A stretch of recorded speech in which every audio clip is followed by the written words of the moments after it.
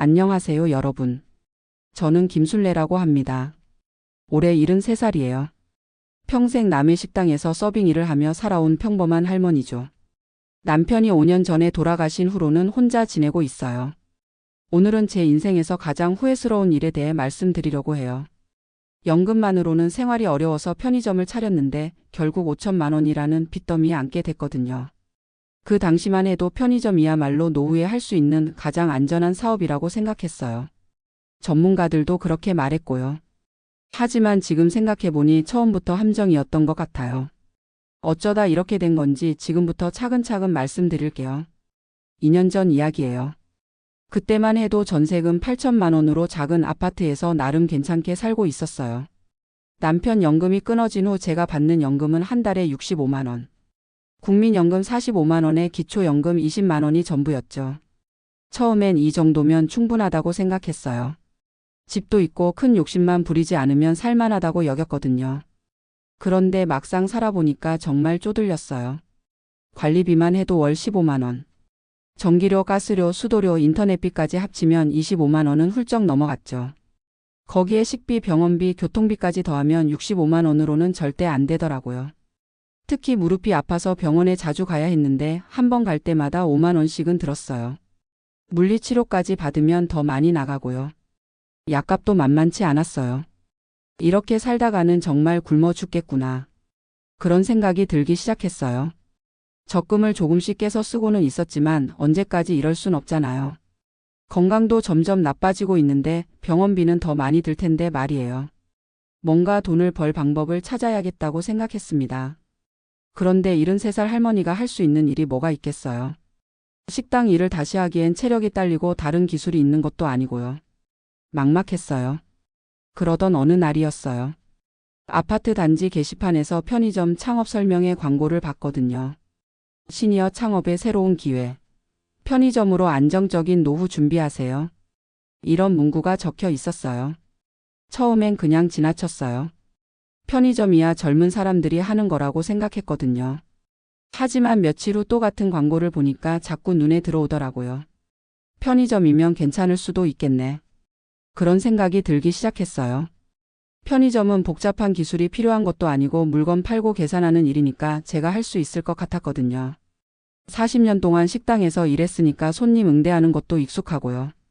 무엇보다 편의점은 요즘 어디서나 잘 되는 것 같더라고요. 아파트 단지마다 하나씩은 꼭 있고 사람들이 자주 이용하는 모습을 봤거든요. 이거라면 안전하겠구나 싶었어요. 설명회 날짜를 확인해 보니 일주일 후였어요. 별다른 할 일도 없으니까 한번 가보기로 했죠. 어차피 듣기만 하면 되는 거니까요. 설명회 장소는 강남에 있는 큰 빌딩이었어요. 가보니까 저처럼 나이 드신 분들이 정말 많더라고요. 대부분 60대 후반에서 70대 초반 정도 되어 보였어요. 아, 나만 이런 고민을 하는 게 아니구나. 그런 생각이 들면서 조금 위안이 됐어요. 강사로 나온 분은 40대 초반 정도의 깔끔한 정장 차림 남자분이었어요. 자기소개를 할 때 편의점 창업 전문 컨설턴트라고 하더라고요. 이름은 박 실장이라고 했어요. 박 실장의 첫 마디가 아직도 기억나요. 여러분, 편의점만큼 안전하고 확실한 사업이 또 있을까요? 그러면서 프레젠테이션을 시작했는데 내용이 정말 그럴듯했어요. 편의점 시장이 매년 성장하고 있다. 고령화 사회에서 편의점의 역할이 더욱 중요해지고 있다. 이런 이야기들이었죠. 특히 인상 깊었던 건 성공 사례들이었어요. 70대 할머니가 편의점을 운영해서 월 순수익 300만 원을 올리고 있다는 이야기도 있었고요. 65세에 퇴직한 아저씨가 편의점으로 제2의 인생을 성공적으로 시작했다는 사례도 있었어요. 사진도 보여주고 실제 매출 자료라는 것도 보여줬어요. 이 정도면 정말 괜찮겠는데? 하는 생각이 들었죠. 박 실장이 말하길 편의점은 초기 투자만 제대로 하면 거의 실패할 일이 없다고 했어요. 왜냐하면 사람들의 필수 소비이기 때문이라고요. 아무리 경기가 나빠도 편의점에서 파는 물건들은 꼭 사야 하는 것들이니까요. 맞는 말이네. 속으로 고개를 끄덕였어요. 그리고 나서 구체적인 투자 금액에 대한 설명이 나왔어요. 일반적으로 편의점을 차리려면 1억에서 1억 5천만 원 정도가 든다고 하더라고요. 하지만 자신들의 컨설팅을 받으면 훨씬 효율적으로 할 수 있다고 했어요. 우리가 특별한 루트를 통해서 좋은 자리를 저렴하게 구해드릴 수 있습니다. 또한 인테리어나 설비 부분에서도 대폭 할인을 받을 수 있고요. 무엇보다 처음 시작하시는 분들을 위해 운영 노하우를 완전히 전수해 드립니다. 이런 식으로 설명했어요. 그러면서 총 투자 금액을 7천만 원 정도로 잡을 수 있다고 했어요. 제가 가지고 있는 전세금 8천만 원이면 충분하다는 거였죠. 그러면 나도 할 수 있겠네? 마음이 조금씩 움직이기 시작했어요. 박 실장이 계속해서 장점들을 설명했어요. 편의점은 24시간 운영이지만 실제로는 야간에는 별로 바쁘지 않습니다. 낮에만 집중적으로 일하시면 되고 밤에는 알바생을 고용하시면 됩니다. 월 매출은 평균 6천만 원에서 8천만 원 정도 나오고 순이익은 300만 원에서 500만 원 정도 기대할 수 있습니다. 정말 솔깃한 이야기들이었어요. 만약 월 300만 원이라도 벌 수 있다면 연금과 합쳐서 월 365만 원이 되는 거잖아요. 그 정도면 여유롭게 살 수 있을 것 같았어요. 그런데 박 실장이 한 가지 조건을 제시했어요. 다만 저희 컨설팅을 받으시려면 컨설팅 비용을 먼저 지불하셔야 합니다. 왜냐하면 저희가 가지고 있는 특별한 루트와 노하우를 제공하는 것이기 때문입니다. 컨설팅 비용이 얼마인지 물어보니까 2천만 원이라고 하더라고요. 2천만 원이요? 좀 많다는 생각이 들었어요. 그런데 박 실장이 설명하길 이 2천만 원으로 자리 선정부터 인테리어, 설비, 초기 상품 구입, 운영 교육까지 모든 것을 해결해 준다고 했어요. 일반적으로 따로따로 하면 훨씬 더 많은 돈이 든다고 하면서요. 또한 첫 3개월간은 매출 보장을 해드립니다. 만약 저희가 약속한 매출이 나오지 않으면 차액을 보상해 드리고요. 이 말을 들으니까 조금 안심이 됐어요. 매출 보장까지 해준다면 위험하지 않을 것 같았거든요. 그날 설명회가 끝나고 집에 돌아와서 혼자 곰곰 생각해 봤어요. 연금 65만 원으로는 정말 살기 어려운 게 현실이었어요. 뭔가 다른 수입원을 만들어야 한다는 건 분명했고요. 편의점이라는 게 그렇게 나쁜 선택은 아닌 것 같았어요. 실제로 동네에 있는 편의점들을 보면 항상 손님들이 드나들고 있잖아요. 특히 제가 사는 아파트 단지 앞 편의점도 아침부터 밤까지 사람들이 계속 와요. 전문가가 도와주면서 매출 보장까지 해준다니까 한번 해볼 만하지 않을까? 그런 생각이 들었어요. 며칠 더 고민해 본 후에 박 실장에게 전화를 걸었어요. 편의점 창업에 관심이 있어서 상담을 받아보고 싶습니다. 박 실장은 굉장히 친절하게 응대해 줬어요. 어머님 현명한 선택을 하고 계십니다. 편의점 창업은 정말 안전하고 확실한 투자예요. 그러면서 개별 상담을 받아보라고 했어요. 사무실로 오시면 더 자세한 설명을 해드리겠다고 하더라고요. 일주일 후에 강남에 있는 사무실을 찾아갔어요. 20층짜리 빌딩의 15층에 있는 제법 큰 사무실이었어요. 간판에는 한국 편의점 창업 컨설팅이라고 적혀 있었고요.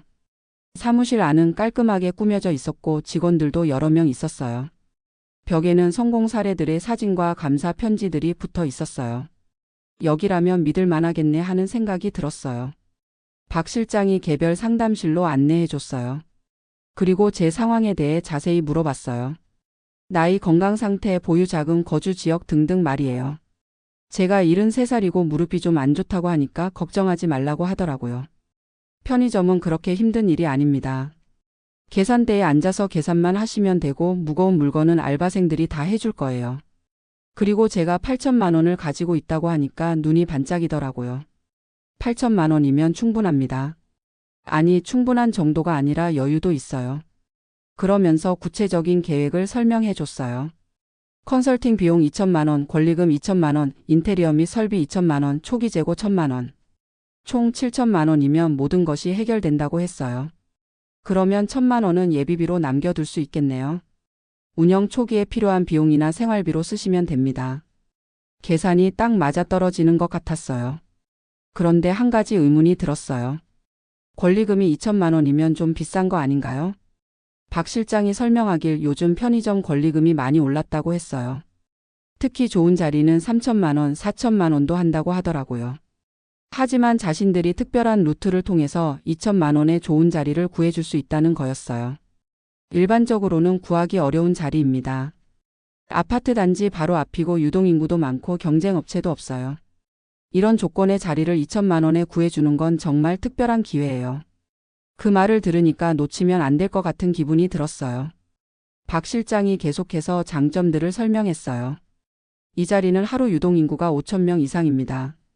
아파트 단지에 3,000세대가 살고 있고 근처에 학교도 있어요. 지하철역에서도 5분 거리라 직장인들도 많이 지나다녀요. 정말 좋은 조건인 것 같았어요. 그리고 무엇보다 저희가 3개월간 매출을 보장해 드립니다. 월 매출 6천만 원은 확실히 나올 것이라고 자신합니다. 만약 그보다 적게 나오면 차액을 저희가 보상해 드려요. 이 말이 결정타였어요. 매출을 보장해 준다니까 안전하다는 생각이 들었거든요. 그럼 한번 해보겠습니다. 그 자리에서 결정을 내렸어요. 박 실장이 굉장히 기뻐하면서 계약서를 준비했어요. 어머님 정말 현명한 선택을 하셨습니다. 앞으로 편안한 노후 보내실 수 있을 거예요. 계약서에는 컨설팅 내용, 비용, 매출 보장 조건 등이 자세히 적혀 있었어요. 법적인 용어들이 많아서 완전히 이해하기는 어려웠지만 박 실장이 하나하나 설명해 줬어요. 여기 보시면 3개월간 월 매출 6천만 원을 보장한다고 명시되어 있습니다. 만약 6천만 원보다 적게 나오면 그 차액을 저희가 현금으로 보상해 드려요. 그 부분을 확인하고 나서 계약서에 사인을 했어요. 그리고 첫 번째 컨설팅 비용 2천만 원을 계좌로 송금했어요. 이제 본격적으로 시작해 보겠습니다. 박 실장이 환하게 웃으면서 말했어요. 그때만 해도 정말 잘 될 거라고 믿었어요. 전문가가 도와주고 매출까지 보장해 준다니까 실패할 리가 없다고 생각했거든요. 하지만 며칠 후부터 뭔가 이상한 일들이 벌어지기 시작했어요. 먼저 자리 선정 문제였어요. 박 실장이 말했던 그 좋은 자리를 보러 간다고 했는데 막상 가보니까 전혀 다른 곳이었어요. 아파트 단지 앞이 아니라 좀 떨어진 골목 안쪽이었거든요. 이상하네요. 여기가 맞나요? 물어보니까 박 실장이 당황하는 기색을 보이더라고요. 죄송합니다. 그 자리는 다른 분이 먼저 계약을 해버렸어요. 하지만 이 자리도 나쁘지 않습니다. 오히려 더 좋을 수도 있어요. 그러면서 억지로 좋은 점들을 설명하려고 했어요. 여기는 주거지역이라 단골 손님을 확보하기 좋습니다. 경쟁업체도 없고 임대료도 더 저렴해요. 하지만 제가 봐도 유동인구가 많지 않아 보였어요. 처음에 설명했던 것과는 완전히 달랐죠. 좀 이상하다 싶었지만 이미 계약을 했고 돈도 지불했으니까 별 수 없었어요. 전문가가 괜찮다고 하니까 괜찮겠지 하고 넘어갔어요. 그런데 문제는 계속됐어요. 인테리어 견적을 받아보니까 2천만 원이 아니라 3천만 원이 나온 거예요. 처음에는 2천만 원이라고 하지 않았나요? 물어보니까 박 실장이 또 다른 설명을 했어요. 기본 인테리어는 2천만 원이 맞습니다. 하지만 이 자리에 특성상 추가 공사가 필요해요. 전기공사, 배관공사, 방수공사 등등을 해야 해서 1,000만 원이 더 들어가는 거예요. 그러면서 안 하면 안 된다고 하더라고요. 이런 기본 공사를 안 하면 나중에 문제가 생길 수 있어요. 장기적으로 보면 지금 제대로 해놓는 게 훨씬 낫습니다. 뭔가 이상했지만 또 전문가 말이니까 따를 수밖에 없었어요. 결국 추가로 1,000만 원을 더 지불했어요. 그러고 나니까 이미 3천만 원이 나간 상태였어요. 예상보다 훨씬 많이 들어간 거죠. 이제 남은 건 설비와 초기 재고 구입입니다. 박 실장이 계속 진행하자고 했어요. 설비 견적도 받아보니까 또 예상보다 비쌌어요.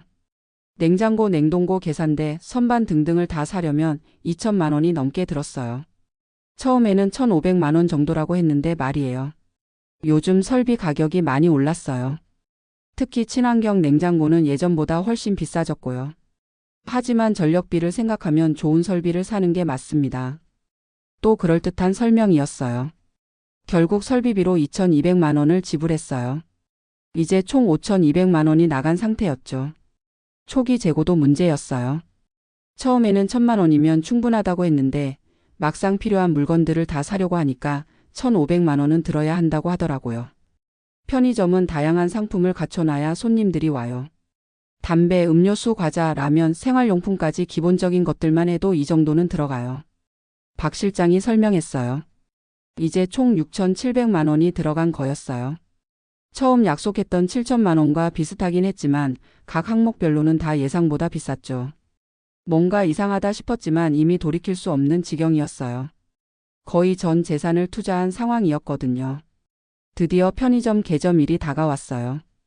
박 실장이 개점 전에 운영 교육을 해준다고 했어요. POS기 사용법, 상품 진열 방법, 재고 관리, 손님 응대 등등을 가르쳐 준다고 하더라고요. 교육을 받아보니까 생각보다 복잡했어요. POS기도 여러 가지 기능이 있고 상품별로 진열하는 방법도 다르고요. 재고 관리는 또 어떻게 해야 하는지 머리가 아팠어요. 처음에는 어려우실 수 있지만 금방 익숙해지실 거예요. 박 실장이 위로해 줬어요. 그리고 처음 한 달 동안은 저희 직원이 와서 도와드릴게요. 그 말에 조금 안심이 됐어요. 드디어 개점하는 날이었어요. 새벽 6시부터 문을 열었어요. 첫날이니까 뭔가 설레기도 하고 걱정도 됐죠. 그런데 현실은 예상과 완전히 달랐어요. 하루 종일 있었는데 손님이 10명도 안 왔거든요. 매출은 겨우 5만 원 정도였어요. 첫날이니까 그럴 수 있어요. 박 실장이 위로해 줬어요. 며칠 지나면 소문도 나고 손님들도 늘어날 거예요. 하지만 일주일이 지나도 상황은 별로 나아지지 않았어요. 하루 매출이 10만 원을 넘는 날이 거의 없었거든요. 이 정도로는 월 매출 6천만 원은 꿈도 꿀 수 없었어요. 이상하네요. 분명히 이 정도 자리면 더 많은 손님이 와야 하는데. 박 실장도 당황하는 기색이었어요. 그러면서 마케팅을 더 해보자고 했어요. 전단지도 돌리고 할인 행사도 하고 이벤트도 해보자고 하더라고요. 전단지 제작비, 할인 상품 손실, 이벤트 비용까지 추가로 돈이 들어갔어요. 하지만 효과는 미미했어요. 한 달이 지나니까 총 매출이 300만 원도 안 나왔어요. 월 매출 6천만 원은커녕 그의 20분의 1도 안 되는 수준이었죠. 매출 보장은 어떻게 되는 건가요? 박 실장에게 물어봤어요. 그런데 박 실장의 태도가 달라졌어요. 처음에 계약할 때처럼 친절하지 않더라고요. 매출 보장은 어머님이 저희 지침을 정확히 따라 하실 때만 해당됩니다. 그런데 어머님께서 몇 가지 지침을 제대로 안 지키신 것 같아요.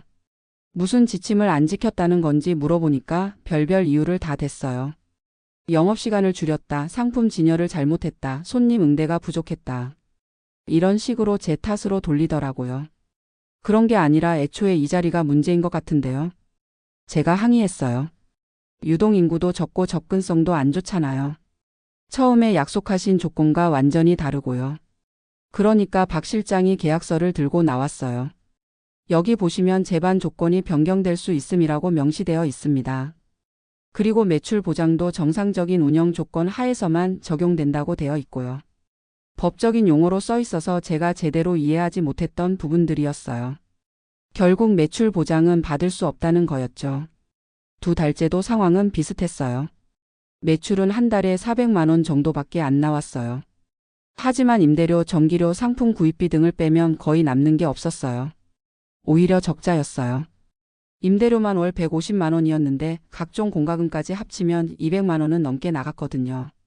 거기에 상품 구입비, 알바비까지 더하면 매출보다 지출이 더 많았어요. 이렇게 계속 가다간 망하겠구나. 그런 생각이 들기 시작했어요. 박 실장에게 도움을 요청해봤지만 별 도움이 안 됐어요. 시간이 좀 더 필요해요. 6개월 정도는 지켜봐야 정확한 판단을 할 수 있습니다. 이런 식으로 계속 시간을 끌더라고요. 3개월째 되던 어느 날이었어요. 우연히 같은 상황에 있는 다른 분을 만났어요. 역시 박 실장의 컨설팅을 받아서 편의점을 차렸다는 할아버지였어요. 혹시 매출이 어떻게 되세요? 조심스럽게 물어봤어요. 아이고 말도 마세요. 할아버지가 한숨을 쉬더라고요. 하루에 10만 원도 안 나와요. 그 할아버지도 저와 비슷한 상황이었어요. 초기 투자 비용은 예상보다 많이 들었고 매출은 턱없이 부족했고요. 매출 보장도 받지 못했다고 하더라고요. 이상하네요. 저만 그런 게 아니었구나. 그때부터 의심이 들기 시작했어요. 인터넷으로 한국 편의점 창업 컨설팅을 검색해봤어요. 그런데 충격적인 후기들이 많이 나오더라고요. 저와 비슷한 피해를 당한 분들의 이야기들이었어요. 사기당했어요. 절대 믿지 마세요. 초기 비용만 엄청 받고 매출 보장은 핑계 대면서 안 해줘요. 지금 고소 준비 중입니다. 이런 내용들이 수십 개나 올라와 있었어요. 그제야 깨달았어요. 제가 사기를 당한 거였구나. 처음부터 끝까지 계획된 사기였던 거죠. 박 실장에게 전화를 걸어서 따졌어요. 인터넷에 피해자들 후기가 많이 올라와 있던데 이게 다 무슨 일인가요? 그런데 박 실장의 대답이 더 가관이었어요. 그런 후기들은 경쟁업체에서 조작한 것일 가능성이 높습니다. 저희는 정당한 사업을 하고 있고 계약 조건도 모두 지키고 있어요. 끝까지 잡아떼더라고요. 그리고 며칠 후부터는 아예 전화를 받지 않았어요. 사무실에 찾아가 봤더니 이미 문을 닫고 다른 곳으로 이사간 상태였어요. 그때서야 완전히 확신했어요. 내가 완전히 당했구나. 결국 편의점은 4개월 만에 문을 닫을 수밖에 없었어요. 더 이상 적자를 감당할 수 없었거든요. 재고로 남은 상품들도 반값에 처분해야 했어요. 정리해보니까 총 손실이 5천만 원 정도였어요. 8천만 원을 투자해서 3천만 원 정도만 건졌으니까요. 평생 모은 돈의 대부분을 날린 거였죠. 게다가 편의점을 운영하면서 생활비도 계속 들어갔으니까 실제로는 더 많은 손실이었어요. 결국 전세금으로 들어가 있던 8천만 원을 다 써버린 거나 마찬가지였어요. 집도 빼야 했어요. 더 이상 전세금을 낼 수 없었거든요. 지금은 월세 40만 원짜리 원룸에서 살고 있어요. 연금 65만 원에서 월세 40만 원을 빼면 25만 원밖에 안 남아요. 그 돈으로 생활하기는 정말 빠듯해요. 하루하루 버티는 수준이죠. 건강도 더 나빠졌어요. 스트레스 때문인지 혈압도 높아지고 잠도 잘 못 자요. 병원에 가고 싶어도 돈이 없어서 참고 있어요. 가끔 생각해봐요. 내가 뭘 잘못했을까? 욕심을 부렸던 것도 맞죠. 연금만으로 만족하고 살았으면 이런 일은 없었을 거예요. 하지만 65만 원으로는 정말 살기 어려워서 어쩔 수 없었던 것도 사실이에요. 무엇보다 전문가라는 말을 너무 쉽게 믿었던 게 문제였어요. 박 실장이 그럴듯하게 설명하니까 의심 없이 따라갔거든요. 조금 더 신중했으면 좋았을 텐데요. 계약서도 제대로 안 읽어본 것도 후회돼요. 법적인 용어들이 어려워서 대충 넘어갔는데 그 안에 함정들이 다 숨어 있었던 거죠. 지금 생각해보면 처음부터 이상한 점들이 많았어요. 컨설팅 비용을 먼저 받는다는 것부터가 이상했죠. 정말 좋은 사업이라면 성공 후에 수수료를 받는 게 맞잖아요. 자리도 마찬가지였어요. 처음에 약속한 곳과 완전히 다른 곳을 줬는데 그때 의심을 했어야 했어요. 전문가가 하는 일이니까 하고 넘어간 게 잘못이었죠. 매출 예측도 너무 비현실적이었어요. 월 6천만 원이라니 지금 생각해보니까 말이 안 되는 숫자였어요. 동네 편의점이 그 정도 매출을 올리려면 정말 특별한 조건이 있어야 하는데 말이에요. 가장 속상한 건 제가 당한 게 아니라 비슷한 피해자들이 계속 생기고 있다는 거예요. 인터넷에서 찾아보니까 이런 편의점 창업 사기가 요즘 정말 많더라고요. 특히 저처럼 노인분들을 타겟으로 하는 경우가 많았어요. 나이 드신 분들은 인터넷 정보도 잘 찾아보지 못하고 전문가라고 하면 쉽게 믿는 경향이 있거든요. 저도 그런 경우였고요. 경찰서에도 신고해봤지만 소용없었어요. 계약서상으로는 문제가 없다는 거예요. 사기라고 입증하기가 어렵다고 하더라고요. 변호사 상담도 받아봤는데 소송을 하려면 변호사 비용만 몇백만 원이 든다고 했어요. 지금 제 상황에서는 감당할 수 없는 돈이죠. 결국 그냥 포기할 수밖에 없었어요. 억울하지만 어쩔 수 없더라고요. 지금은 파트타임으로 일할 곳을 찾고 있어요. 73살 할머니가 할 수 있는 일이 많지는 않지만 그래도 조금이라도 벌어야죠. 월세랑 생활비를 감당하려면 월 20만 원이라도 더 벌어야 해요. 동네 마트에서 시간제 일자리를 구했어요. 하루 4시간씩 주 3일 일하는 조건이에요. 한 달에 15만 원 정도 받아요. 많지는 않지만 그래도 도움이 되죠. 무릎이 아픈데도 서서 일해야 해서 힘들어요. 하지만 생활을 위해서는 어쩔 수 없어요. 가끔 편의점을 차리기 전 생활이 그리워져요. 그때는 비록 여유롭지는 않았지만 그래도 안정적이었거든요. 집도 있었고 큰 걱정 없이 살 수 있었는데 말이에요. 욕심을 부리지 않았으면 좋았을 텐데요. 그냥 연금으로만 조금씩 아껴가며 살았으면 지금보다는 나았을 거예요. 하지만 후회해봤자 소용없죠. 이미 지나간 일이니까요. 지금은 남은 인생이라도 잘 살아보려고 해요. 건강만은 꼭 챙기려고 해요.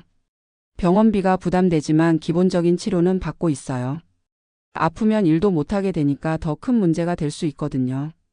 요즘은 같은 원룸촌에 사는 다른 어르신들과 많이 지내요. 다들 비슷한 처지라서 서로 위로가 돼요. 가끔 반찬도 나누어 먹고 정보도 공유하고요. 무엇보다 혼자가 아니라는 게 큰 위안이 돼요. 힘들어도 함께 버텨나가는 사람들이 있다는 게 고마워요. 돈은 없지만 마음만은 부자로 살려고 해요. 작은 것에도 감사하며 살아가고 있어요. 여러분께도 꼭 말씀드리고 싶어요. 편의점 창업이나 이런 컨설팅 업체들 정말 조심하세요. 특히 매출 보장, 전문가, 컨설팅 이런 말들에 현혹되지 마세요. 계약하기 전에 꼭 주변 사람들과 상의해 보시고 인터넷으로도 충분히 알아보세요. 그리고 계약서는 반드시 꼼꼼히 읽어보시고 이해 안 되는 부분은 꼭 물어보세요. 무엇보다 쉽게 돈을 벌 수 있다는 말은 절대 믿지 마세요. 세상에 쉬운 돈벌이는 없어요. 특히 나이 드신 분들을 노리는 사기꾼들이 정말 많거든요. 저처럼 평생 모은 돈을 한순간에 날리는 일이 없으시길 바라요. 연금이 적어서 힘드시더라도 무리한 투자보다는 안전한 길을 택하시는 게 좋아요. 제 이야기가 여러분께 조금이라도 도움이 되었으면 좋겠어요. 같은 실수를 반복하는 분들이 더 이상 없었으면 해요.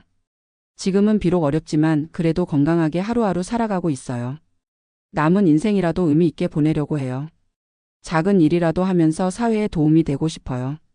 여러분도 항상 건강하시고 조심하시길 바라요. 감사합니다.